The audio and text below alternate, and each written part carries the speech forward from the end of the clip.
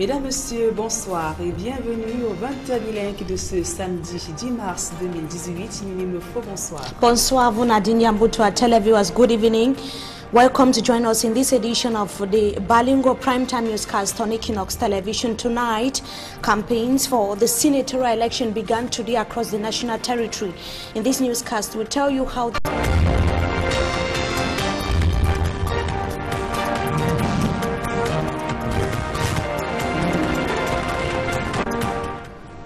Mesdames, Messieurs, bonsoir et bienvenue au 20h bilingue de ce samedi 10 mars 2018. Ninimofo, bonsoir. Bonsoir, vous Nadine Yambuto, our televiewers, good evening.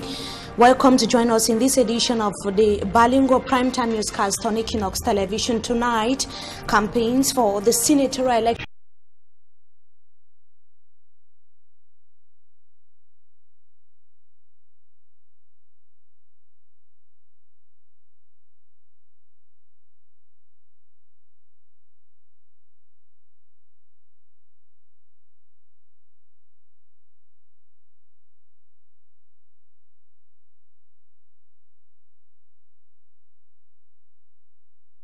Et les conditions d'hébergement difficiles dans des camps de fortune installés dans le sud-est du Nigeria. Voilà pour le sommaire.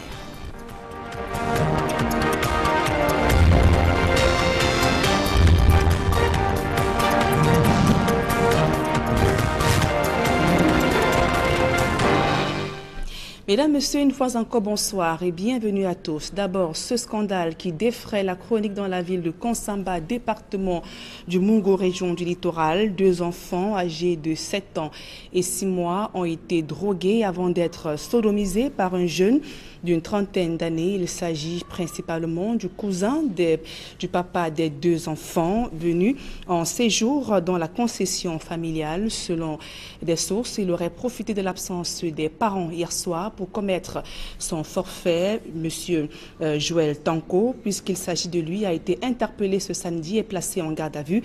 Un scandale de plus qui se suscite dans la consternation dans la ville de Konsamba. Et aux dernières nouvelles, les 2 fillettes, notamment parlementaires, suscitent de vives réactions dans les rangs du RDPC. Certains sénateurs n'ont pas été investis.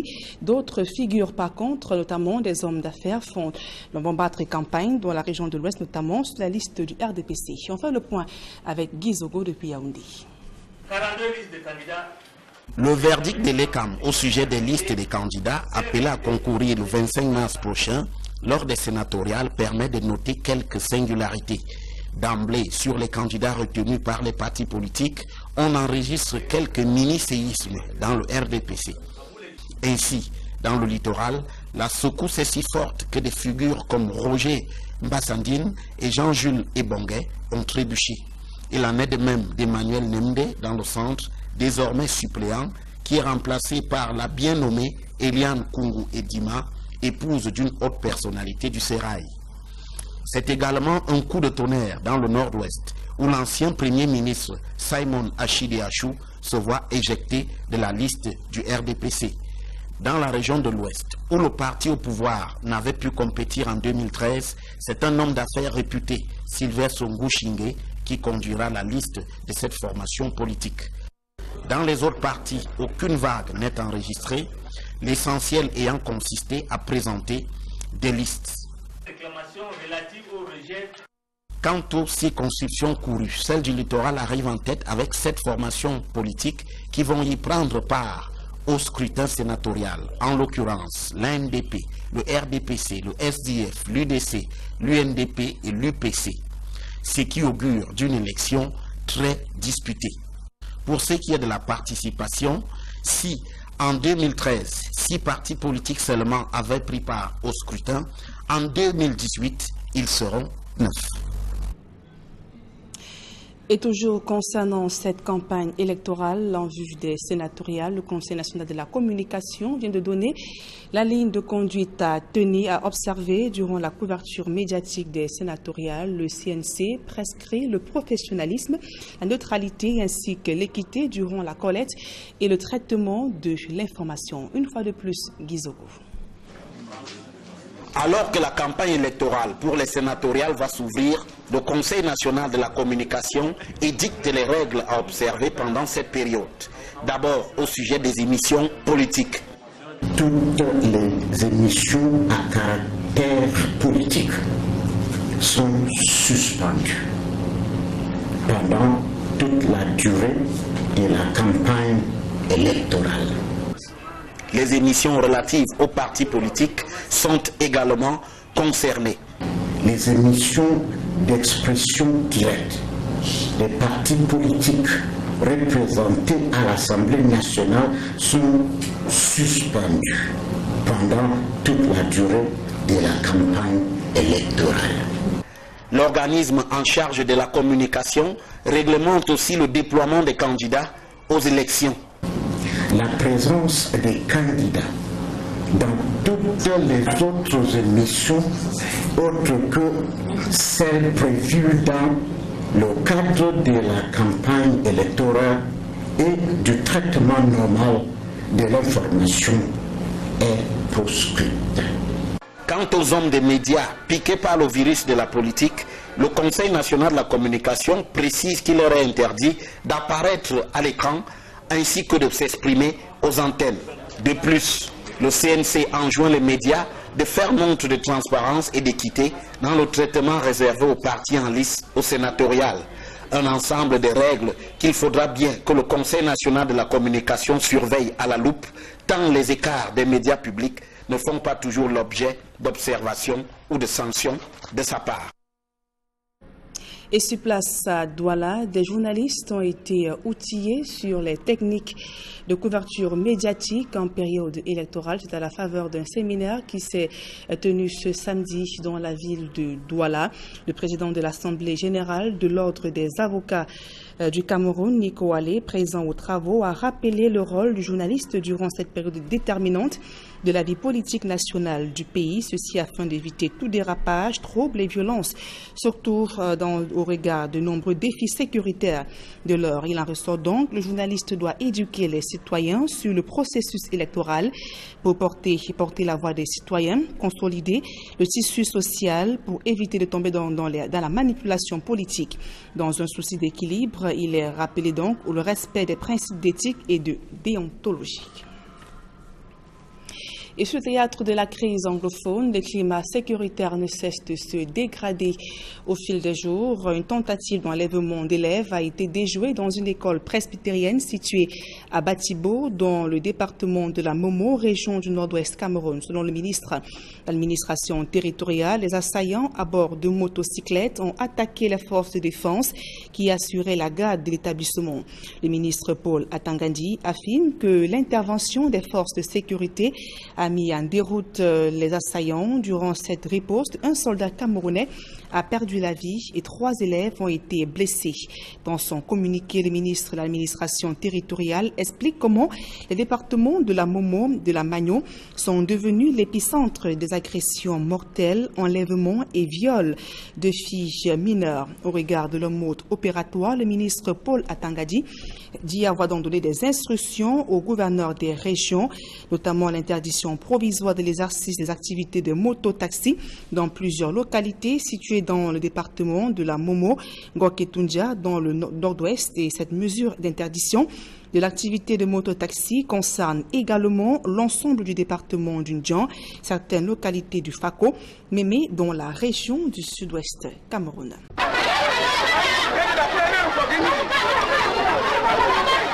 Ils sont plus de 2000 recensés dans ce camp.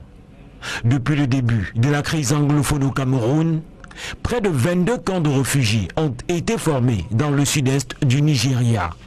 L'on dénombre aujourd'hui plus de 40 000 Camerounais qui ont investi une petite portion de nourriture.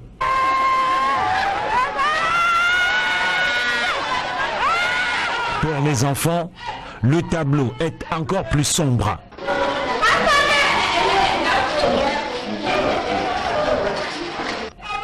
Le gouvernement de l'État du Cross River multiplie les efforts pour encadrer ces déplacés et réfugiés camerounais, mais les besoins restent énormes, ceci malgré les aides et dons sporadiques que font différentes organisations.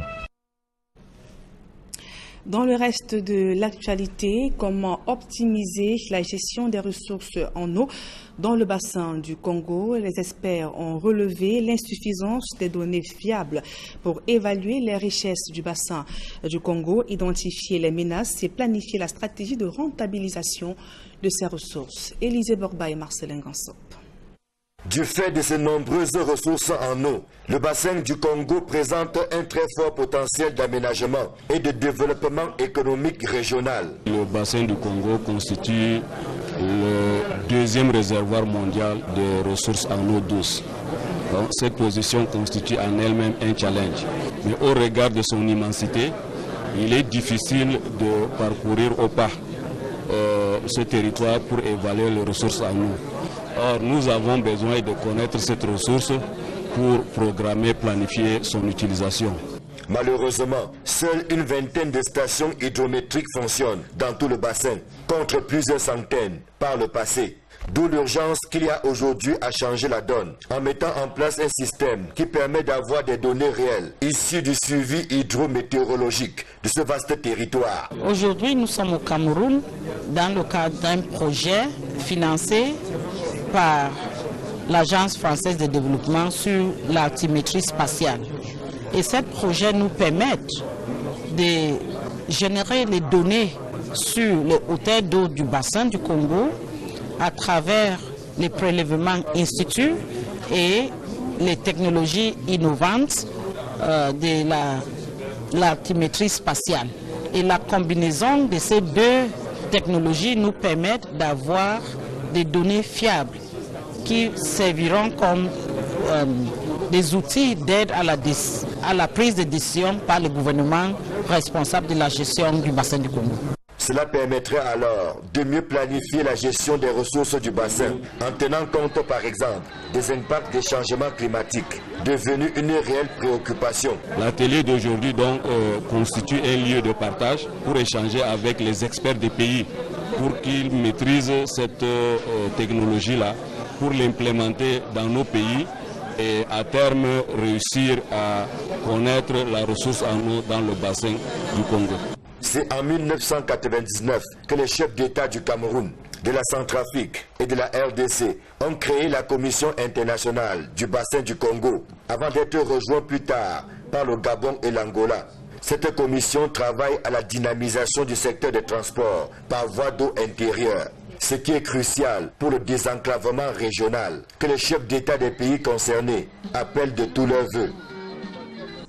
Allons à présent à la découverte du village Kandara, c'est à l'est du Cameroun. Ce petit village perdu dans la forêt est confronté à d'énormes difficultés qui freinent le plein épanouissement des populations de cette localité, notamment l'absence d'eau potable et d'électricité et surtout le chômage des jeunes qui peinent à trouver un emploi décent. Et pour tenter d'apporter une solution à cette crise de l'emploi, la commune de Dimako vient d'octroyer des produits agricoles aux cultivateurs. Le reportage de Benjamin Issam.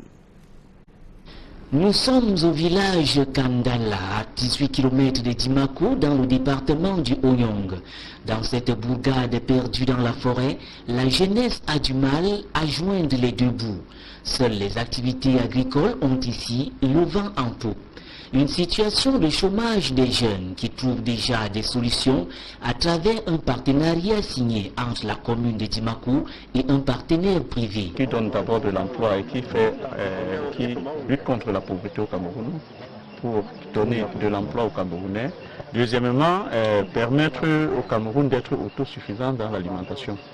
Nous avons un problème d'autosuffisance alimentaire ici au Cameroun et nous ne voulons plus dépendre des pays qui nous envoient le maïs et tout ça. Alors que nous avons des terres, nous avons suffisamment d'espace et nous avons également la technicité. Donc ce ne sont pas les techniciens qui manquent au Cameroun pour la production.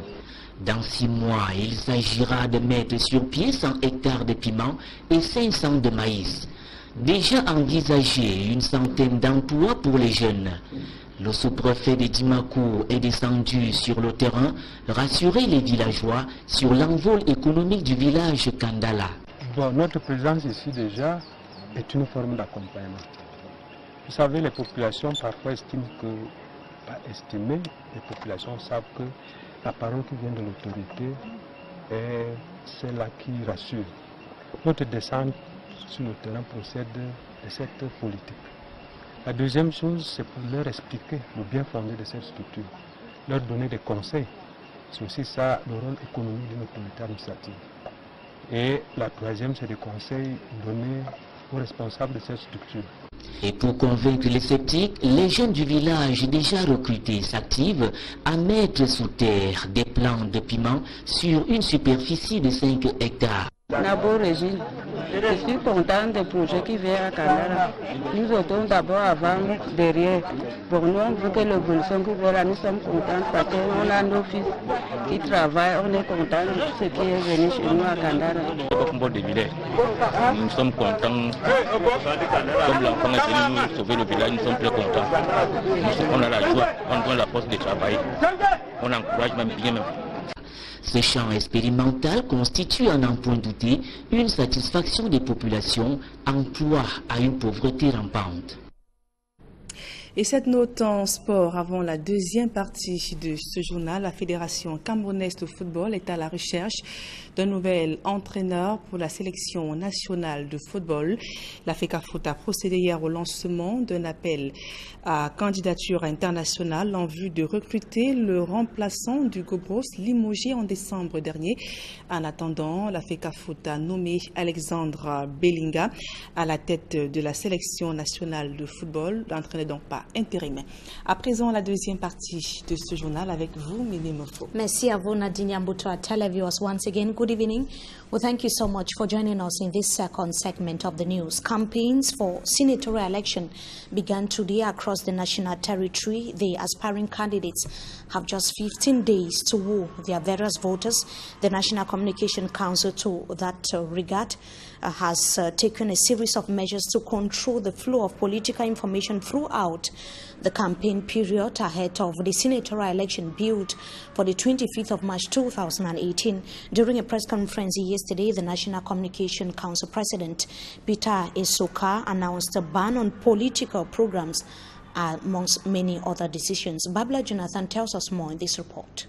The National Communication Council sets guidelines to be respected by media organs during campaigns ahead of the senatorial election in Cameroon. All political programs are suspended throughout the electoral campaign period. Pendant toute la durée de la campagne électorale. All direct communication programs of political parties represented at the National Assembly are suspended throughout the electoral campaign period. Pendant toute la durée de la campagne électorale.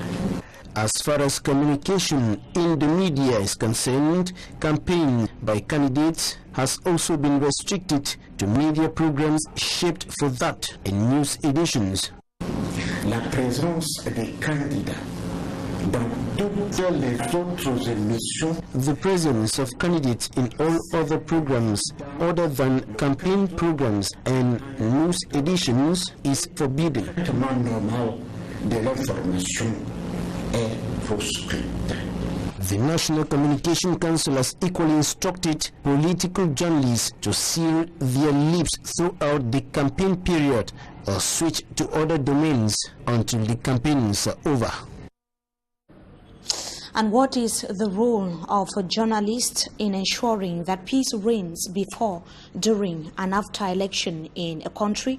It was the focus of a one-day workshop this Saturday in Douala, grouping media professionals from the southwest and littoral regions. One of the facilitators of the seminar, Tumfo Barrister Nico Hale, told journalists that their choice of words, treatment of information and information sources can make or mar. The Peace Crusader expatiated on some of the conditions for peace, for peace to reign, what journalists should or should not do during election reporting.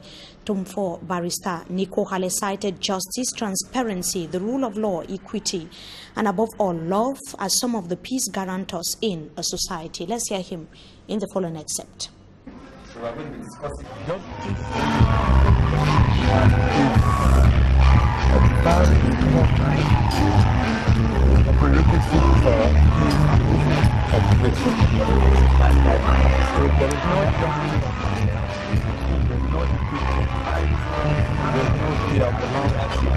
no accountability. There is no...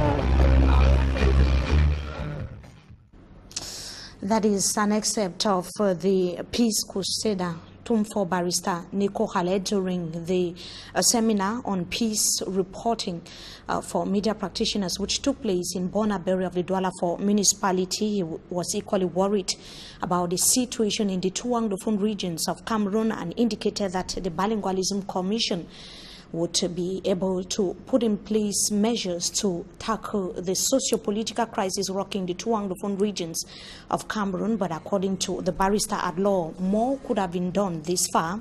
The Peace Journalism and Election Reporting Seminar was an eye-opener to participating journalists, especially with the senatorial election at hand.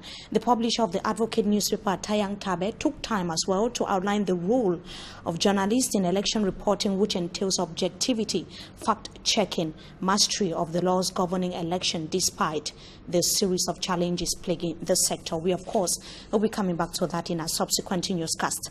Now, the 22 apprehended women of the Cameroon People's Party have so far been released. They were released yesterday after they had spent several hours in custody in the nation's capital. They were arrested during a peaceful protest yesterday in Yaoundé to call for political reforms, denounce bad governance and government's poor management of the socio-political crisis rocking the two Anglophone regions of Cameroon. The women were dressed in black, as we can see, holding brooms to sweep and rid Cameroon of bad governance and societal ills. Edith Kabang Wala, the president of the CPP, was leading the protest, also asked to see the head of state and present a series of problems plaguing the country. Officials of the Cameroon People's Party have said that they would not take part in the presidential election in Cameroon with the current electoral system, which to them cannot guarantee transparency in Cameroon. We now take you to the northwest region of Cameroon to talk about the senior divisional officer for Bui Division that has told the people under his area of command to collaborate with administrators and security forces which to him have been deployed in the entire region to guarantee their safety. Simon Emile Moore was on a socio-economic tour in some localities in the Bui Division of the northwest region of Cameroon. He also said that he was out to ensure that the decisions taken by the governor of the northwest region, Adolphe Lele Lafrique, to maintain peace have been respected in his area of command. The people, however, complained about the numerous security control points as well as the heavy military presence in some villages in the Bui Division. Let's now have an excerpt of the senior divisional officer for Bui. He was speaking to our correspondent in Kumbo, Chris Conform.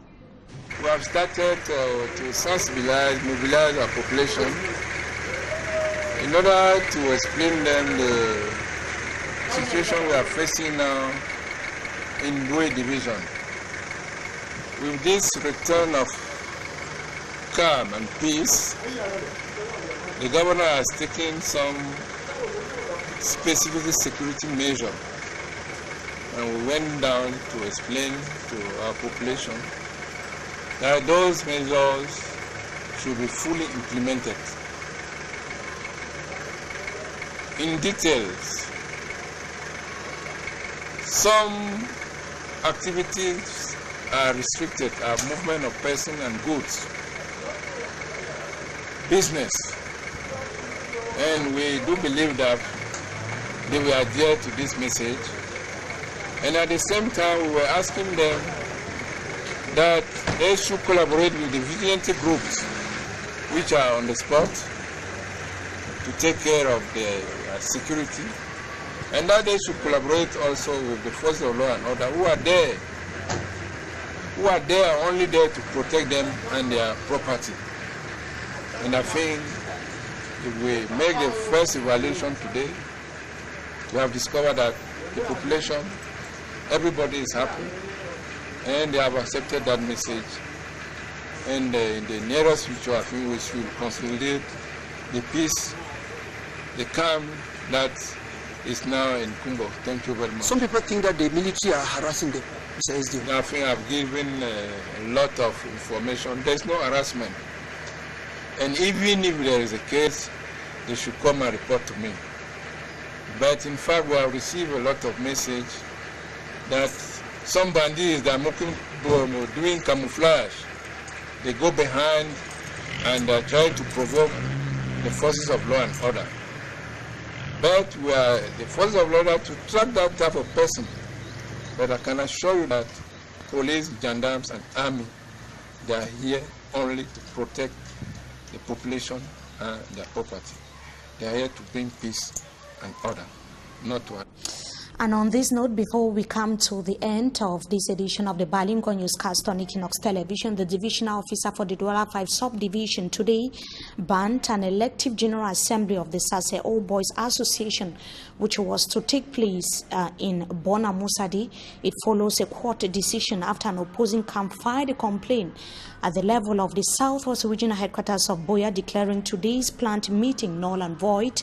The DO for Douala 5 indicated that he was simply respecting a court decision from Buea. The meeting took place in the Southwest Regional Headquarters at the Bishop's Conference Hall, that is in Sumo Sopo in Buea, during which a new executive bureau was put in place. We would be telling you more on that in our subsequent newscasts. Meantime, 2 girls on a rather sad note under the age of 10 are no more after they were reportedly sexually abused by a man whose name we got as Joel Tamko. The girls, age 7 years, another 6 months, died. That was today. After the incident took place yesterday evening, the perpetrator or the alleged perpetrator is said to have been kept behind bars. It took place in Kongsamba of the Mongo division of Cameroon. The 2 girls died after they were rushed to hospital for medical attention. Investigations are underway. And that brings us to the end of this edition of the Primetime Balingo Newscast on Equinox Television. Viewers, we thank you so much for joining us. Good evening to you, Nadine Yambo. Bonsoir. Mesdames et messieurs, c'est la fin de ce journal. Merci pour votre aimable attention et passez d'agréables moments en compagnie de nos programmes.